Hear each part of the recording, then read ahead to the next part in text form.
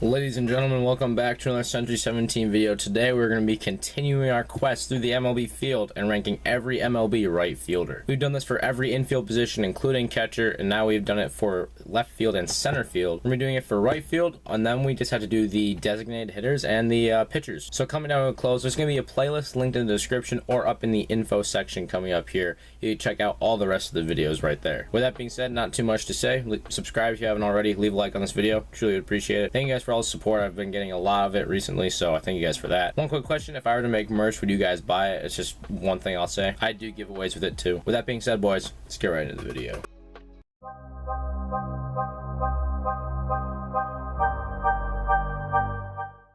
Alright, starting off this list, we have Pavin Smith. And Pavin Smith is a guy who does have quite a bit of pop. He has a pretty nice power bat. Can get on base at some points. His glove is okay.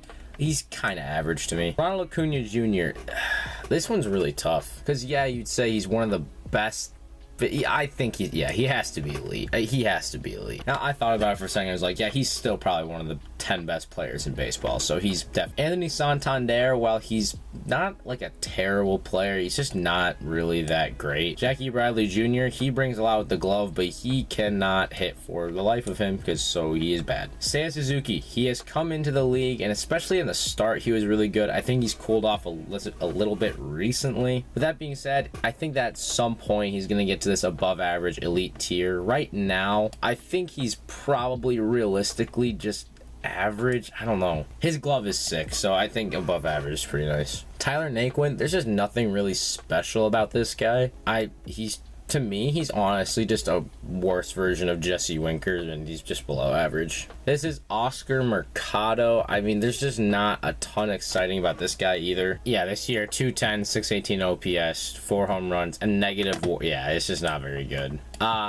Yeah, he's trash for now. Charlie Blackmon is a pretty consistent, like, 275 hitter. Usually has an okay glove, nothing special in the glove in right field, to be fair. But he's been solid. He absolutely kills the Phillies as well. That being said, right now, he is getting older, but I think he probably has to go into the top of average because this is a pretty loaded position, if I'm being fair. AJ Pollock, another guy who just is pretty average. I mean, it was a pretty nice trade when the White Sox got him. Has it panned out? No, not at all. But AJ Pollock is a pretty solid player, average. Robbie Grossman. This year, he has not been good as far as I'm concerned. But in past years, he has been top 10 at his position. I think he also falls in this average category, though. Just nothing like pops out about him, especially because this year he's been very bad. Kyle Tucker, this guy is an absolute beast. He is elite. Hits for power, can hit for average, has a solid glove in the outfield. I mean, there's nothing bad about this guy. Whit Merrifield, I don't think of him as an outfielder. I personally think of him as a second baseman. I know he does play the outfield. This list has him here.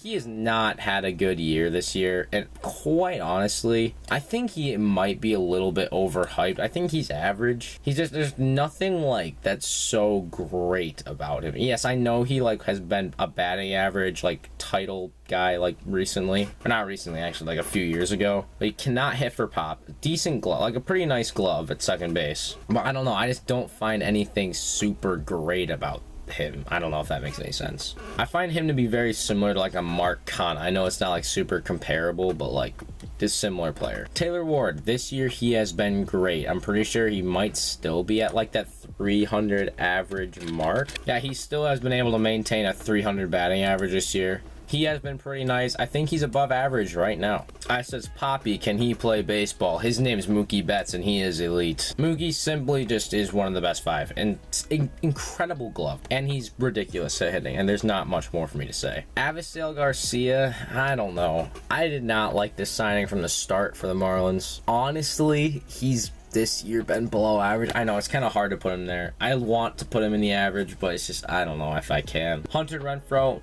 has an incredible arm, incredible glove, and he can hit sometimes. With that being said, it's not been there this year. Probably average. That's a tough one. That's a really tough one. Max Kepler is another one of these guys who's average. There's nothing great about him. There's nothing like it's bad. Just pretty average player all around. Starling Marte, this is another tough one because you'd think of Marte, you're like, oh, obviously like above average. I don't know about that. The only problem is that he just not really hitting for average this year. Of course, he's a base stealing machine out there. He's fast. He can have a solid glove, but nothing like great about it. I think he's average. I think that's fair. I think that's pretty fair. Giancarlo Stanton. This one's tough because he's a DH, and this is what makes me kind of scared about the DH tier list. We might have some repeats, and I think we already have a couple of repeats on this list. I don't think he might be able to go to elite. I don't know. No, he can't go to elite. He'll go to the above average, and you're calling me crazy. He is an elite hitter. He is not an elite outfielder because he doesn't play the outfield. And this is Ramon Laureano, I believe. Just nothing very good about him. Bryce Harper, is he injured? Yes. Has he DH'd a lot of this year? Yes. But dude, just look at the stats. There's nothing more for me to say. All right, this is, oh my gosh, I've never heard of him. All right, Will Myers. This is another interesting one. A guy who is grossly overpaid.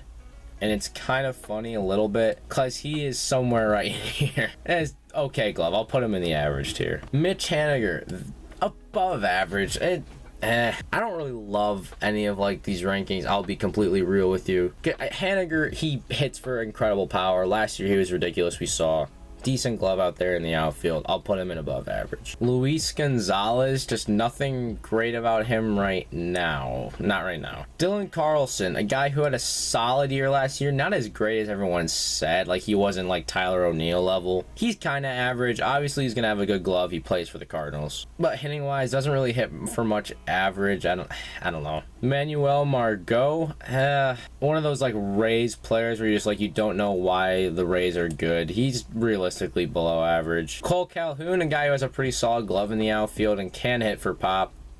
He's all around he's kind of below average, somewhere right in the middle there. Teoscar, a guy who hits for incredible power, gets RBIs every single year. He is above average. And last but not least, Juan Soto rounds off the elite category, which, boys, I wasn't even trying to, but that literally means we have the same amount of people above average to elite as we do below average to trash.